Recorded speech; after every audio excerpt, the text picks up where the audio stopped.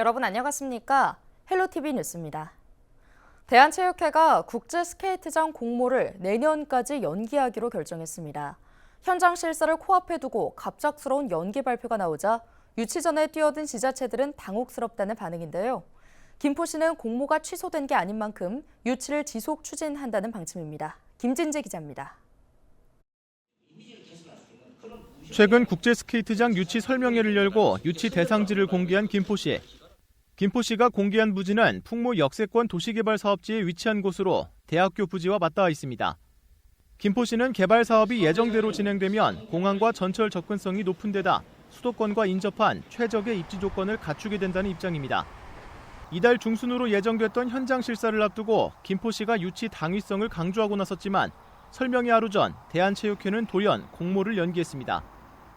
올 연말 태릉 선수촌 관련 용역이 끝날 때까지 공모를 중단한다는 게 공식적인 이유였는데 용역에서 태릉 국제스케이트장 존치가 결정될 경우 신규 스케이트장 건립 자체가 무산될 가능성도 있습니다. 대한체육회 관계자는 지자체 현장 실사 등 세부 일정이 아직 결정되지 않았다며 태릉 선수촌에서 진행하는 용역이 끝나고 공모가 재개돼야 일정을 결정할 수 있다고 밝혔습니다. 국제스케이트장 공모에 나선 지자체는 김포시를 비롯해 모두 7곳으로 대부분 갑작스러운 공모 연기 발표에 당혹스럽다는 반응입니다. 다만 김포시는 수도권 서북부 지역에 신규 스케이트장은 반드시 필요하다며 공모 연기와 관계없이 유치를 지속 추진하겠다고 밝혔습니다. 취소가 되지 않는 한 저는 계속 준비할 거고 김포시가 김상장 유치할 때까지 신심을 다해서 최선을 다해보도록 하겠습니다. 동두천시와 양주시 등 다른 지자체들 역시 국제 스케이트장 유치전을 이어간다는 방침입니다. 헬로티비 뉴스 김진재입니다.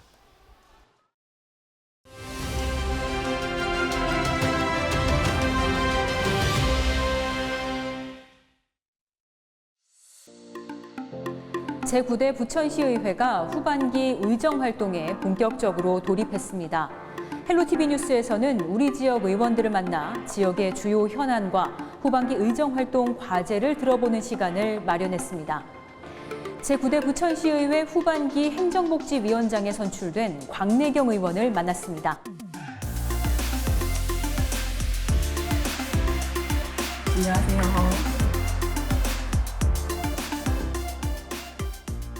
우선은 행정복지위원회가 사실상 우리 시에 50% 이상 넘는 예산을 담당하고 있습니다. 우리 행정복지위원회 소관이 아닌 복지의 총 예산을 보면 약 2조 1천억 중에 60% 정도가 복지 예산이거든요. 그래서 그 복지 예산을 조금은 좀 구분을 하고 낱낱이 뜯어서 실제로 잘 쓰여지고 있는지 면밀히 살펴보고 싶고요. 그리고 합리적인 결정을 하는 것이 우리 위원회의 위상이라고 봅니다. 그래서 그런 부분들을 잘 조율해서 잘 만들어 가보도록 하겠습니다. 우리 부천시에 공공병원을 설립해달라는 주민청원 조례안이 들어와 있습니다. 한 5,600여 명의 주민들이 실제로 서명을 하고 그 의견을 전달한 것이 조례로 발의된 것인데 그 조례를 우리 행정복지원에서 내년 4월까지 의결해야 되는 당면한 과제를 갖고 있습니다. 찬성하시는 분도 있고 반대하시는 분들도 있겠지만 각계각층의 의견과 전문가 의견 그리고 정부의 방향 여러 가지들을 좀 살펴서 그 숙제를 잘 정말 현명하게 해결하는 것이 우리 행정복지위원회 모든 의원님들의 바람이시고 그리고 이것이 우리 부천시의 미래라고 생각하거든요. 그게 또 우리 시에 들어오는 어떤 긍정적인 역할을 갖고 올지 좀 잘 살펴보고 있습니다.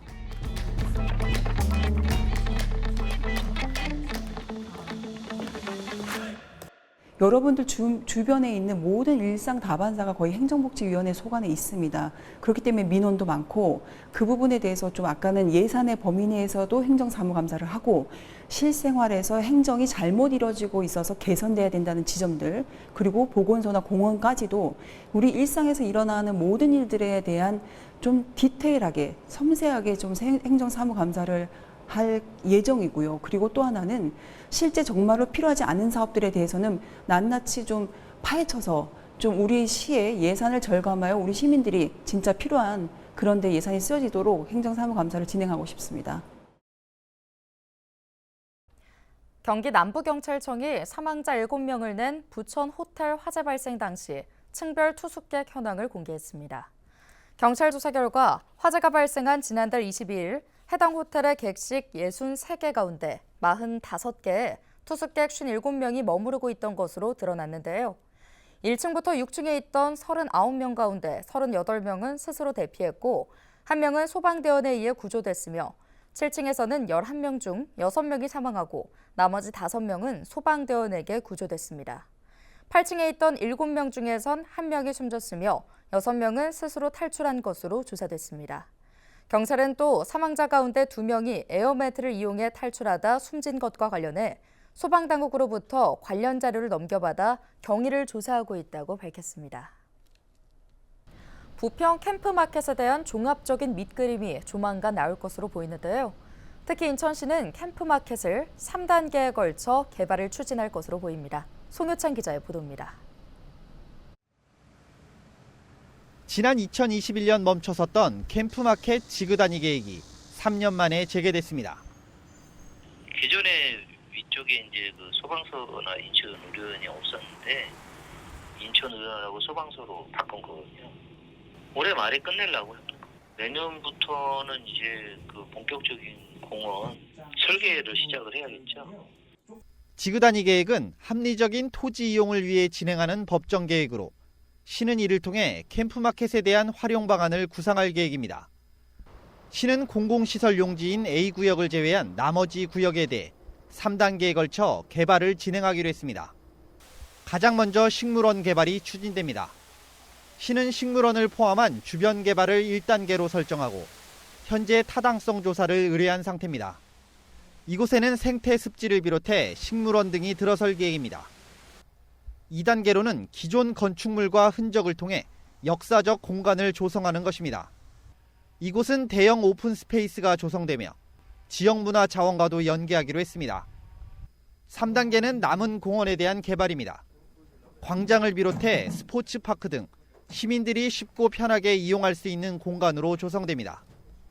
사업은 뭐 한꺼번에 시작해서 한꺼번에 끝나는 게 아니기 때문에 사업 일정상은 뭐 크게 뭐 지연되거나 그런 거는 지금 현재로서는 없다고 저희는 판단하고 있습니다. 나머지 공공시설 용지인 A구역에는 인천의료원 제2의료원과 부평소방서 등이 들어설 예정이며 지구단위 계획 수립 이후 타당성 검토와 예산 마련 이후 본격적인 사업이 추진될 전망입니다. 헬로티비 뉴스 송유창입니다. 소방청이 부천 호텔 화재 함사와 관련해 화재 현상에 미흡했던 소방 대응을 인정하고 재발 방지를 약속했습니다. 국회 행정안전위원회 전체 회의에 참석한 허석곤 소방청장은 부천 화재 사고 에어매트 안정성 질의와 관련해 점검 결과 전국 450개 에어매트의 내용 연수 경과를 확인했고 전량 교체할 수 있도록 하겠다고 말했습니다. 또 호텔 내 완강기가 지난 2004년 제조된 것으로 20년이 지났고 객실 내 완강기가 김치통 안에 담겨 있었다는 지적에 대해서도 허 청장은 내용 연수에 대한 내용을 포함해 전반적으로 점검하겠다고 밝혔습니다. 부천 화재 당시 탈출에 사용됐던 에어매트는 지난 2006년 지급받은 물품으로 사용기간 7년이 지난 뒤 별도의 기준 없이 불용 심의회를 거쳐 2차례 연기해 3번째 사용하고 있었던 것으로 드러났습니다. 이번 회의에서는 방화문 관리와 전기 스파크를 즉시 차단하는 아크 차단기 설치 의무화에 대한 의견도 나왔습니다. 국토교통부가 3일 재건축 재개발 특례법과 도정법 개정안이 발의됐다고 밝혔습니다. 지난 8월 8일 정부의 주택 공급 확대 방안 후속 조치로 나온 해당 법안들은 재건축 재개발 사업의 복잡한 절차를 간소화하는 내용을 담고 있는데요. 법안에는 정비사업 초기 수립하는 기본계획과 정비계획을 동시에 처리할 수 있고 조합 설립 이후 사업 시행계획과 관리 처분 계획도 동시에 처리할 수 있도록 하는 내용이 담겼습니다. 또 3년 한시로 역세권 등지의 정비사업 용적률을 법정 상한의 1.3배까지 허용하는 내용도 포함됐습니다. 경기도의회 제377회 임시회 본회의가 열렸습니다. 본회의에서는 도정 질의가 진행됐는데요. K컬처밸리가 주요 화두였습니다.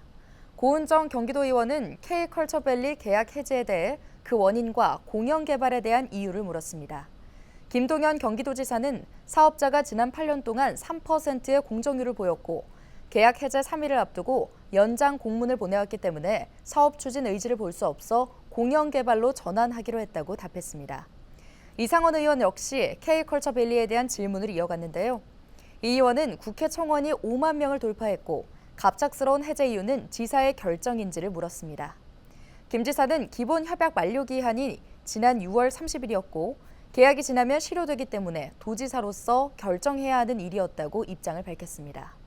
경기도의회 국민의힘에서 요청한 K컬처밸리에 대한 행정사무감사는 더불어민주당과 합의하지 못해 무산됐습니다. 인천국제공항 쓰레기 집화장에서 실탄이 무더기로 발견돼 경찰이 수사에 나섰습니다.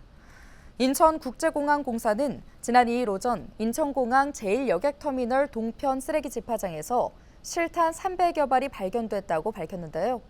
청소 노동자의 신고로 출동한 경찰은 실탄을 회수하고 관계 당국과 합동 조사를 벌이고 있습니다.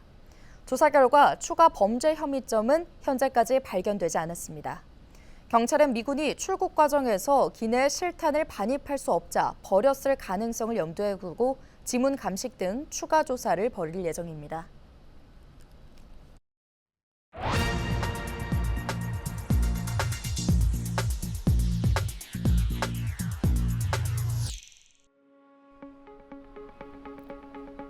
최근 102세 생일을 맞은 영국 할머니가 스카이다이빙에 성공해 화제가 됐습니다. 2차 대전 당시 해군에 복무했던 마네트 베일리 할머니는 다른 스카이다이버와 함께 상공 2100m에서 뛰어내렸는데요. 나이 들어도 포기하지 말라는 메시지를 세상에 던졌습니다. 나이는 그저 숫자일 뿐이며 열정과 의지를 꺾을 수 없다는 걸 증명한 것이죠.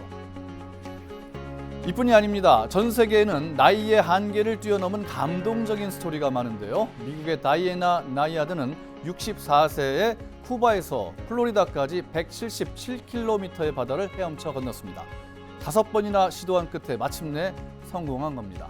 미국의 해리엇 톰슨은 92세 나이에 42.195km 마라톤을 완주했습니다. 암을 2번이나 이겨낸 그녀는 나이와 상관없이 목표를 향해 나아갈 수 있다는 메시지를 전했습니다.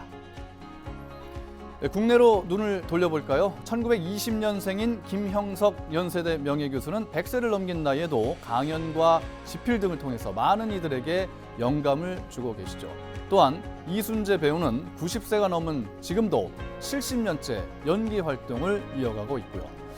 2년 전 95세로 타계한 송혜 선생님은 사망 직전까지도 국민들에게 웃음과 감동을 선사하며 현역 최고령 MC로 활약했습니다. 이처럼 나이는 우리의 가능성을 제한할 수 없습니다. 나이 들수록 더 많은 경험을 쌓고 더 깊은 지혜를 얻으며 더 큰 도전을 할 수 있는 기회를 얻게 됩니다. 그러니 나이를 이유로 꿈과 희망을 포기하지 말고 새로운 도전을 시작해보는 건 어떨까요? 데스크의 눈이었습니다.